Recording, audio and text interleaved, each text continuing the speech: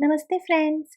आज मैं आप लोगों के साथ में शेयर करूंगी कि मैंने अपनी बेटी को डिसिप्लिन कैसे सिखाया। मैं यहाँ पे आप लोगों के साथ में 12 ऐसे पॉइंट शेयर करूंगी जिसे मैंने और मेरे हस्बैंड ने अपनी लाइफ के अंदर ऐड किया ताकि जो हमारी बेटी है वो अनुशासित हो और वो डिसिप्लिन सीखे। तो मैं आशा करती हूँ कि ये सारे पॉइंट्स आपके भी घर में काम आएंगे और आपके बच्चे भी इससे डिसिप्लिन में रहना सीखेंगे। आप इस वीडियो को ज़रूर देखना, इससे रिलेटेड कुछ भी क्वेश्चन है तो आप कमेंट करना और इसे अपने बाकी पेरेंट्स दोस्तों के साथ में भी शेयर करना। सबसे पहला, एक रूटीन बना लें। सुबह उठने और रात को सोने जाने का रूटीन तैयार रखें ताकि आपका बच्चा अपने दिन का अनुमान लगा सके कि अब आगे क्या होने वाला है।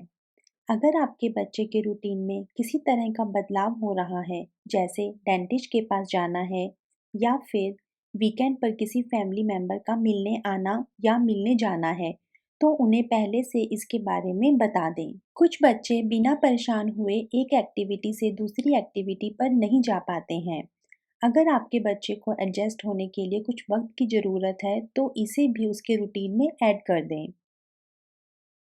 सेकंड, खुद को बनाए रोल मॉडल। हम सभी जानते हैं कि बच्चे सुनने की बजाय देखकर ज़्यादा सीखते हैं। तो अगर हम अपने बच्चों को सेल्फ डिसिप्लिन अनुशासित रखना चाहते हैं, तो हमें अपने आप को सेल्फ डिसिप्लिन रखने की ज़रूरत है।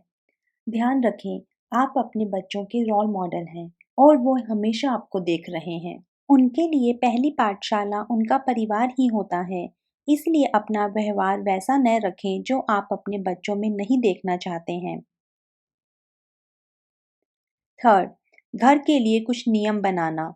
आपके बच्चे की उम्र के अनुसार ये ज़रूरी है कि उन्हें सही और गलत बर्ताव के बीच का अंतर मालूम हो।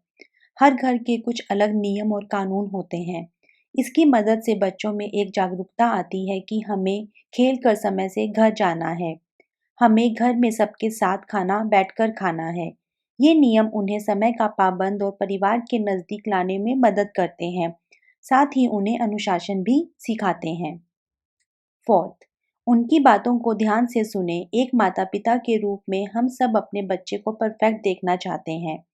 हम उन्हें बहुत कुछ सिखाना चाहते हैं, लेकिन हम उन्हें समझने की कोशिश कम करते हैं, उन्हें सुनने की क्षमता नहीं रखते हैं।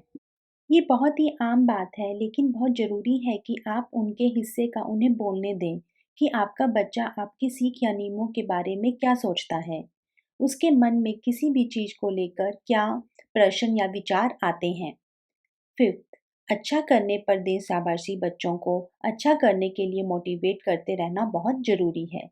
इससे उनका हौसला बढ़ता है और उनको कुछ नया करने का साहस भी मिलता है, जिससे कि वे आगे बढ़ते हैं।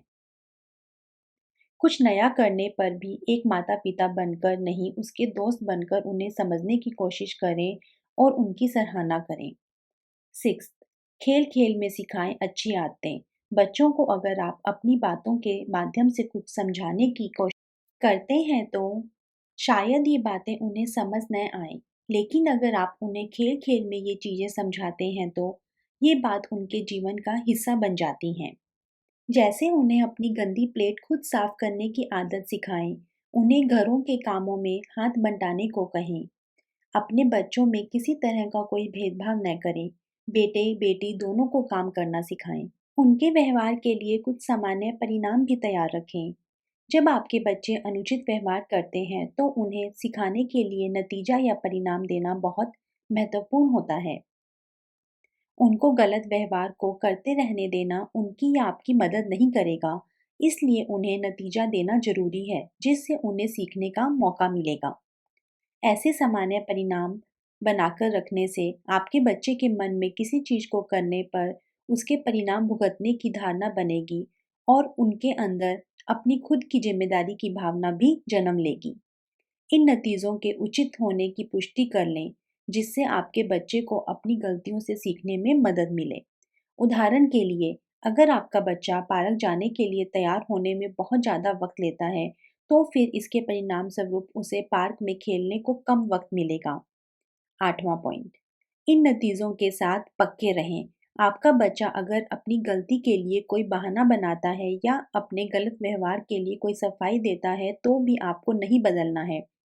आप अपनी ओर से स्पष्ट रहें और कहें, तुमने एक नियम तोड़ा है तो तुम्हें इसके परिणाम को तो भुगतना ही पड़ेगा। बच्चों को मालूम होना चाहिए कि आप कभी भी उन नतीजों का पालन करने से नहीं चूकने वाले हैं और उनकी चालाकी यहाँ पे कोई काम नहीं आएगी। उन्हें दिखा दें कि अगर वो गलती करेंगे तो इसके नतीजे तो उन्हें झेलने ही होंगे।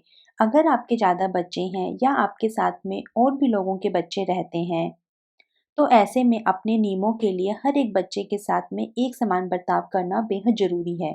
नहीं तो ऐसे में उन्हें ऐसा लगेगा कि आप उनके साथ में नाइंसाफ़ी कर रहे हैं।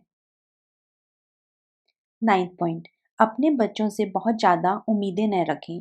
अपने बच्चों के बर्ताव के लिए बहुत ज़्यादा उम्मीदें बना लेने से उन्हें अपने ऊपर एक तरह के प्रेशर का एहसास होने लगेगा और इससे वे भटक जाएँगे या कुछ अपनी पूरी इच्छा से नहीं करेंगे।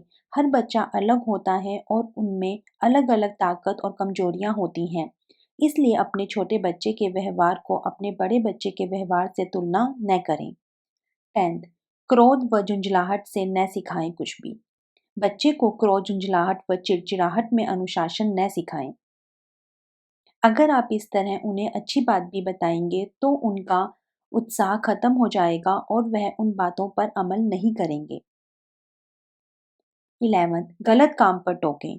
अगर बच्चा कोई गलत काम कर रहा है तो ये सोचकर न टालें कि ऐसा पहली बार कर रहा है। उसे फौरन टोकें और उस गलत काम के नुकसान बताएं। इससे वह उस गलती को दोबारा नहीं करेगा।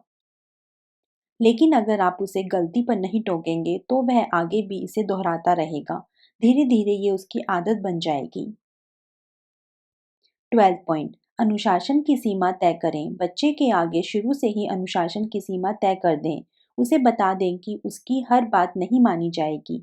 अगर किसी बात के लिए मना करते हैं तो उसे उसका कारण ज़रूर बताएं। इससे वह नकारात्मक नहीं होगा।